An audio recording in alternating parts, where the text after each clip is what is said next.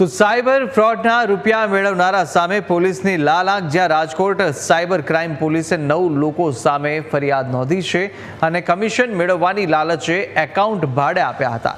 Cyber ફ્રોડના કરોડો પૈસા પોતાના ખાતામાં મેળવ્યા અને મુંબઈના આશિષ નામના યુવકે કમિશનની લાલચ આપી હતી.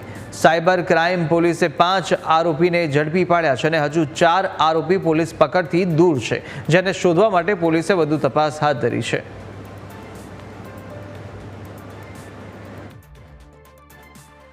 ચેક કર્યું એનસીસીઆરપી પોર્ટલ પર તો તેમના પર વિવિધ અલગ અલગ જગ્યાઓ પર 14 અરજીઓ થયેલી હતી અલગ અલગ રાજ્યોમાં, જેથી આ એકાઉન્ટ ધારકોને જ્યારે બોલાવી અને એમની પૂછપરછ કરવામાં આવી, આમાં લગભગ માર્ચથી લઈ અને મે 2024 વચ્ચે 10 કરોડથી વધારે રૂપિયાના સાયબર ફ્રોડના ટ્રાન્ઝેક્શન થયેલા છે અને આમાં 9 માંથી 5 આરોપીઓની ધરપકડ કરવામાં આવે છે, જેમનું નામ મયુર કુંડલા, રોમેશ મુખીડા, મિત ગુપ્તા, લાલ બહાદુર ગુપ્તા તથા પ્રવીણ શંકરવા છે. અને આમાં એક જે મુખ્ય સૂત્રધાર રાજેન્દ્રભાઈ નવલભાઈ હતા, એમનું કાર અકસ્માતમાં અવસાન થયેલું છે. આ ઉપરાંત 3 આરોપીઓ છે, એમના વિરુદ્ધ કાર્યવાહી કરવામાં આવી રહી છે.